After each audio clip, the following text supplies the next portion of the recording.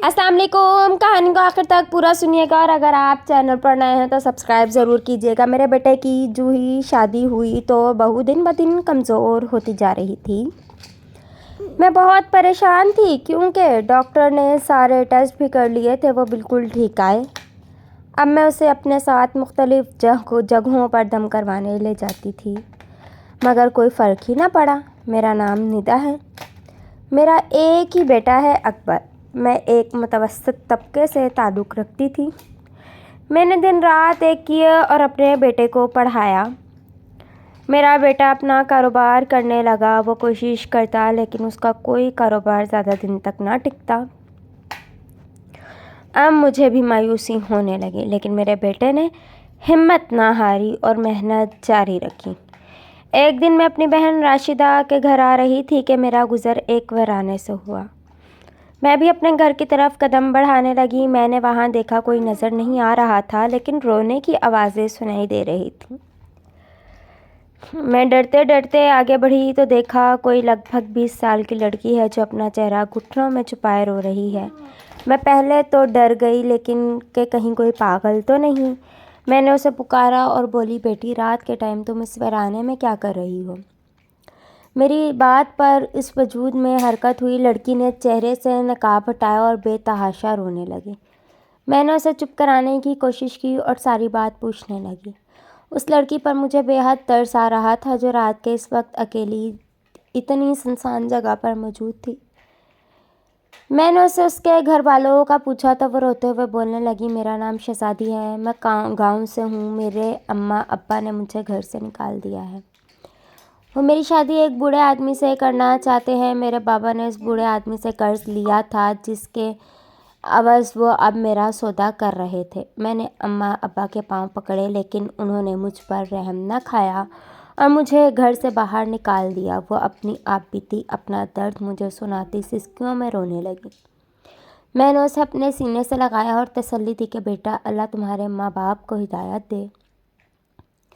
आ जाओ मेरे साथ, मैं तुम्हें तुम्हारे माँ बाप के पास ले जाऊंगी और उनको समझाऊंगी। मैंने शहजादी को वहाँ से अपने साथ लिया और अपनी बहन राशिदा के घर आ गई। राशिदा ने मुझसे शहजादी के बारे में पूछा। मैंने उसे सारी कहानी सुनाई। वो भी एक जवान लड़की पर तरस भरी निगाहों से देखने लगी। मेरी कोई बेटी न थी, लेकिन मुझे शहजादी को देखकर बेतहाशा दुख हुआ। मैंने अगली सुबह उसके बताए गए पते पर उसे लिए आ पहुंची और दरवाज़ा खटखटाया तो वहां से एक नौजवान लड़का बाहर निकला। शहजादी उसे देखते ही मेरे पीछे छुप गई। मैंने उससे पूछा कि क्या ये तुम्हारा कोई रिश्तेदार है, तो शहजादी ने इनकार किया और उस नौजवान से अपने माँ बाप के बारे में पूछने लगी। नौजवान ने मैं बताया कि वो तो कल ही गाँव छोड़कर जा चुके हैं, ये मकान हमारा है। इस नौजवान की बातें सुनकर शहजादी गमज़दा हो गई, आंसू बहाने लगी। वहीं पे मैं भी किस्मत की सितम ज़रीफ़ी पर हैरान हुई। इतनी प्यारी बच्ची के साथ कोई ऐसा कैसे कर सकता है। मैं दिल में उसके वालिदैन को सोचती शहजादी को अपने साथ अपने घर ले आई। मैं और शहजादी घर आए तो मेरा बेटा भी उसी वक्त दुकान से घर आया था। मेरे साथ शहजादी को देखकर नागवारी से देखता अपने छोटे से कमरे की तरफ बढ़ गया। मेरा घर ज़्यादा बड़ा नहीं था। मैंने शहजादी को अपने कमरे में बिठाया और जहांगीर के कमरे में चली आई। अकबर बहुत गुस्से में चीज़ें अलट पलट रहा था। मैंने गहरा सांस भरा। मैं जानती थी कि अकबर को लड़कियों से खसूसी चिढ़ थी। वो अपने आप में रहने वाला शख्स था। मैं उसके पास बैठी और मतानत से उसे समझाने लगी कि बेटा, क्यों ऐसा कर रहे हो। उसने कहा कि अम्मी जान, ये लड़की कौन है जिसे आप हमारे घर ले आई हैं। मैंने उसकी बात सुनी और बोली, बेटा, वो लावारिस है, उसके माँ बाप नहीं है, इसलिए मैं उसे यहाँ ले आई। मेरी बात सुनकर जहाँ अकबर उठ खड़ा हुआ और जाने लगा, मैंने उसे रोका तो वो बोला कि माँ बहुत भोली भाली हैं, आपको क्या पता कि कैसे लोग फ्रॉड करते हैं। क्या पता ये लड़की भी कोई फ्रॉड हो। बताएं फिर हम क्या करेंगे, कहाँ जाएंगे। मैंने उसे समझाया और अपनी कसम दी। तब जाकर उसने शहजादी को घर में रखने के लिए हामी भरी। मैं अब फिर बेसकून थी कि कम से कम शहजादी मेरे साथ रहेगी, उसे कोई नुकसान नहीं पहुँचेगा। लेकिन वो कहते हैं ना कि वक्त और किस्मत का क्या पता कब बदल जाए। वक्त गुजरने का पता ही न चला। शहजादी को मेरे पास आए 3 माह हो गए थे। वो मेरे साथ काम में हाथ बटाती और मेरी खूब खिदमत करती।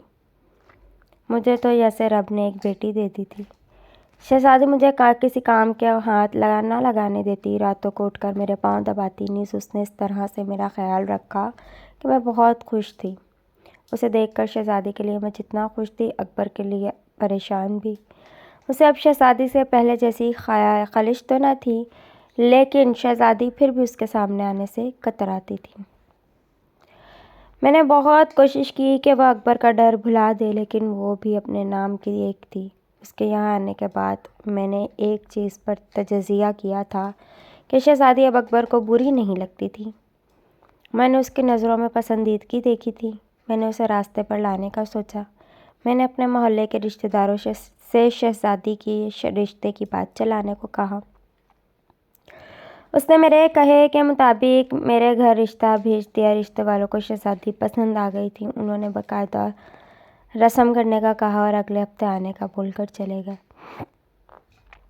پر اکبر کو جب پتہ چلا تو اس کے غصے کا گراف بڑھنے لگا۔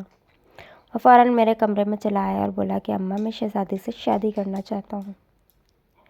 میں اس کی بات پر اسے گھورنے لگی اور بولی، نرموئے، تو اس بچی سے کھار کھاتا ہے اور اب کیسے شادی کی باتیں کر رہا ہے؟ میری بات سن کر وہ میرے پاس بیٹھا اور قطعی انداز میں بولا کہ شہزادی کی شادی صرف مجھ سے ہوگی، میرے علاوہ اور کسی سے نہیں۔ اکبر اپنی بات بولتا میرے کمرے سے نکلتا چلا گیا۔ پیچھے سے میں اس کی باتوں پر مسکرانے لگی۔ اکبر تو مان گیا تھا، لیکن اب سب سے بڑا مسئلہ شہزادی کی رضامندی کا تھا۔ میں جانتی تھی کہ وہ شروع سے ہی اکبر سے خوفزدہ رہتی ہے، گویا اس کے ساتھ پوری زندگی گزارنا بہت بڑا فیصلہ تھا۔ میں نے اگلی صبح نماز کے بعد شہزادی کو اپنے پاس بلا کر بٹھایا اور متانت سے اسے سمجھانے لگی۔ میں نے اس سے پوچھا کہ کیا تم میرے بیٹے کی شریک حیات بنو گی؟ میری بات پر شہزادی نے جھٹکے سے سر اٹھایا جیسے اسے کرنٹ لگا ہو۔ وہ نفی میں سر ہلانے لگی۔ شاید شہزادی اب بھی خوفزدہ تھی۔ میں نے اسے سمجھایا کہ اکبر برا نہیں، بس اپنی پھپھو کی وجہ سے لڑکیوں سے نفرت ہے۔ اس کی پھپھو نے بہت بڑا کام کیا تھا جس بنا پر خاندان سے بے دخل کر دی گئی تھی۔ اکبر بھی انہی کا خون ہے، وہ بس عورت کے کردار کو نہیں سمجھ پاتا، اسی لیے دور رہتا ہے۔ میری باتوں سے اس کے دل پر لگی درد تو مٹ گیا تھا۔ میں نے اس سے وعدہ کیا کہ کبھی اس کے ساتھ ناانصافی نہیں ہونے دوں گی۔ میری بات سن کر وہ میرے گلے لگ گئی اور بولی، میں آپ کو کیسے انکار کر سکتی ہوں؟ اماں، آپ تو میری محسن ہیں۔ آپ نے تو اس وقت ساتھ دیا تھا جب میرے اپنے ماں باپ مجھے چھوڑ چکے تھے۔ میں بہت خوش تھی کہ رب نے مجھے ایسی نیک سیرت بہو عطا کی ہے۔ میں نے شادی زیادہ دھوم دھام سے تو نہیں کی، لیکن بہت خوشی سے کی۔ محلے کے تمام گھروں میں دعوت دی اور ان کو بھی اپنے گھر کی پہلی خوشی میں شامل کیا۔ شادی کے بعد ہی اکبر نے شہزادی کا بہت زیادہ خیال رکھا۔ وہ اس کے کھانے پینے کا بھی بہت خیال رکھتا، لیکن ایک بات مجھے اندر ہی اندر سے کھائی جا رہی تھی، وہ تھی شہزادی کی صحت۔ شہزادی کی کمزوری بڑھتی جا رہی تھی۔ وہ تھوڑا سا کام بھی کرتی تو ہانپ جاتی۔ میں نے ہر نسخہ آزما لیا تھا، لیکن اس کی طبیعت میں کوئی سدھار نہ آیا تھا۔ شہزادی کی صحت دن بدن گرتی جا رہی تھی۔ میری بہو بہت خوبصورت تھی، اس کی غلافی آنکھیں کسی کو بھی گرویدہ کر لیتیں۔ اکبر میری شہزادی سے عمر میں تھوڑا زیادہ تھا، لیکن وہ شہزادی کا پورا خیال رکھتا تھا۔ مجھے یاد ہے شادی کا وہ دن جب میری بہو دلہن بن کر میرے گھر میں آئی۔ میں بہت خوش تھی۔ میری بہو بہت سلیقہ شعار تھی۔ شادی کے بعد اس نے مجھے کوئی پریشانی نہ دی، بلکہ بالکل خاموش رہنے لگی۔ جو کام میں اسے کرنے کا کہتی وہ خاموشی سے کر دیتی اور چلی جاتی۔ مجھے اس کی فکر رہنے لگی۔ میں نے کافی حکیموں سے بھی اس کی دوائیاں لیں، پر کوئی فرق نہیں پڑا۔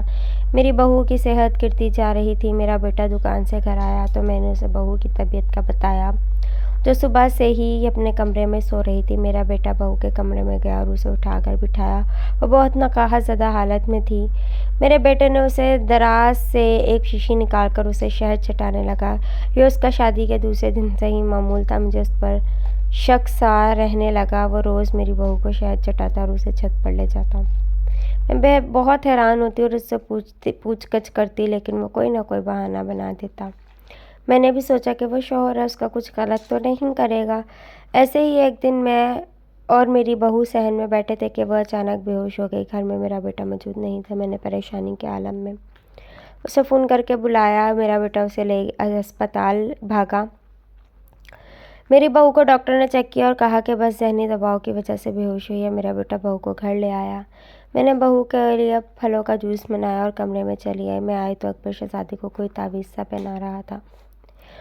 میں نے جوس کا گلاس سائڈ پر رکھا اور اس سے تعویذ کے بارے میں استفسار کرنے لگی۔ میں نے پوچھا، اکبر یہ شہزادی کو کیا پہنا رہے ہو؟ تو بولا، اماں دیکھو نا، شہزادی آئے دن بیمار رہتی ہے اور کمزور بھی ہوتی جا رہی ہے، اس لیے میں امام صاحب سے اس کے لیے یہ تعویذ بنوا کر لایا ہوں۔ نہ جانے مجھے کچھ کھٹک رہا تھا، جیسے اکبر کچھ چھپا رہا ہو۔ میں نے مزید بات کو کریدنا مناسب نہ سمجھا اور شہزادی کے سرہانے بیٹھی صورتیں پڑھنے لگی۔ میں نے تمام خدشات کو جھٹکا، اس وقت صرف شہزادی کی صحت اہمیت رکھتی تھی۔ اگلے دن شہزادی کی طبیعت کچھ بہتر تھی۔ میں ظہر کی نماز پڑھ کر باہر آئی اور دیکھا اکبر دال والا شاپر لے کر باہر جا رہا تھا۔ میں متفکر سی ہوئی کہ کیوں اکبر ایسا کرتا ہے۔ اکبر کی شادی کے کچھ دنوں بعد سے ہی یہ روٹین تھی کہ وہ ہر منگل کے دن دال والا شاپر لے کر کہیں جاتا تھا۔ میں بہت دفعہ اس سے پوچھ چکی تھی کہ اکبر تم یہ دالیں کہاں لے کر جاتے ہو؟ تو وہ کہتا کہ اماں بس کسی کو ضرورت ہے، پھر اسی طرح کی حرکتیں کرتا۔ اس نے مجھے یہ سوچنے پر مجبور کر دیا کہ وہ کچھ غلط کر رہا ہے۔ آج اتوار کا دن تھا، اکبر گھر ہی تھا۔ میں کچن سے نکل رہی تھی کہ میں نے دیکھا کہ اکبر شہزادی کو اپنے ساتھ لیے چھت پر جا رہا تھا۔ میری چھٹی حس نے کچھ غلط ہونے کا اشارہ کیا۔ میں بھی فوراً اس کے پیچھے سیڑھیاں چڑھنے لگی۔ جیسے ہی چھت پر پہنچی اور جو منظر میں نے اپنی گناہگار آنکھوں سے دیکھا، مجھے ایسا محسوس ہوا کہ کسی نے میرے پیروں تلے زمین کھینچ لی ہو۔ میرے سامنے ہی اکبر نے شہزادی کو ایک گھیرے میں لٹایا ہوا تھا، لیکن میری روح یہ دیکھ کر فنا ہو گئی کہ شہزادی ہوش میں نہیں تھی، اس کی آنکھیں بند تھیں اور اکبر اس کے سامنے بیٹھا کچھ پڑھ رہا تھا۔ اکبر نے کچھ پڑھ کر شہزادی پر پھونکا اور دیکھتے ہی دیکھتے شہزادی کا وجود ہوا میں معلق ہو کر رہ گیا۔ میرے اس منظر کو دیکھ کر چیخیں نکل گئیں۔ میری چیخنے کی آواز پر اکبر نے میری طرف دیکھا تو اس کی رنگت زرد پڑ گئی۔ اس نے کہا، سوچا تھا کہ ایسا کچھ ہوگا۔ میں اس کے سامنے آئی اور زور سے چماٹ اس کے چہرے پر مارا۔ وہ بہت پاگل سا لگ رہا تھا۔ میں نے اس کے منہ پر تھپڑوں کی بارش کر دی۔ وہ بھی بنا کچھ بولے کھڑا رہا۔ میں نے اسے کہا کہ نامراد بے غیرت انسان، یہ سب کیا کر رہے تھے؟ تمہاری ہمت کیسے ہوئی ایک مظلوم کے ساتھ اتنا گھناؤنا کھیل کھیلنے کی؟ ابھی کے ابھی شہزادی کو ٹھیک کر دو، ورنہ میں بھول جاؤں گی کہ تم میری اولاد ہو۔ اس نے فوری طور پر کچھ پڑھا اور شہزادی کا وجود اس گھیرے میں تھا۔ اب بتاؤ کہ یہ ایسے ہی بت بن کر کھڑے رہو گے؟ میری بات سن کر وہ رونے لگا اور ساری بات بتانے لگا۔ میں خاموشی سے اسے سن رہی تھی۔ میں نے جب اس لڑکی کو دیکھا تو مجھے اس میں عجیب کشش محسوس ہوئی۔ میں نے خود کو روکنے کی کوشش کی اس کے قریب جانے سے، لیکن ناکام رہا۔ ہمارے نکاح کے بعد مجھے جیسے موقع مل گیا اپنی چاہت پوری کرنے کا۔ آخر کب تک ایسی زندگی گزارتا؟ میں تھک گیا تھا۔ میں پچھلے 6 ماہ سے ایک کتاب پڑھ رہا تھا جو عملیات کی تھی۔ میں اس میں پڑھا کہ کس طرح 40 دن کا چلہ کرنے سے اور قبرستان میں کیڑوں کو دالیں ڈالنے سے کسی انسان کو قابو میں کیا جا سکتا ہے۔ میں نے اس میں پڑھا تھا کہ اگر کوئی لڑکی نکاح میں آ جائے تو شوہر اس کی طاقت کیسے حاصل کر سکتا ہے۔ یہی عمل میں نے کیا اور شہزادی کمزور ہوتی گئی۔ میں اسے روز عمل کیا ہوا شہد کھلاتا اور اس کی طبیعت خراب ہو جاتی۔ اس کی طاقت مجھ میں منتقل ہونے لگی تھی۔ میں بس کسی بھی طریقے سے طاقتور بننا چاہتا تھا۔ اکبر کی ساری بات سن کر مجھے بہت دکھ ہوا کہ یہ میری اولاد ہے۔ میں نے دوبارہ اسے تھپڑوں سے سر کیا اور بولی، ضرور کوئی گناہ کیا تھا جو تجھ جیسی اولاد ملی۔ میں اس کو ایسے بول کر شہزادی کے پاس آئی جو اب بھی بے ہوش تھی۔ میں نے اس کے چہرے پر پانی کے چھینٹے مارے اور اسے ہوش میں لائی۔ شہزادی کو میں نے سب بتایا۔ وہ روتے ہوئے میرے سینے سے چھپ گئی۔ میں نے بھی اس کے دکھ میں ہاتھ تھاما اور اس کے ساتھ رونے لگی۔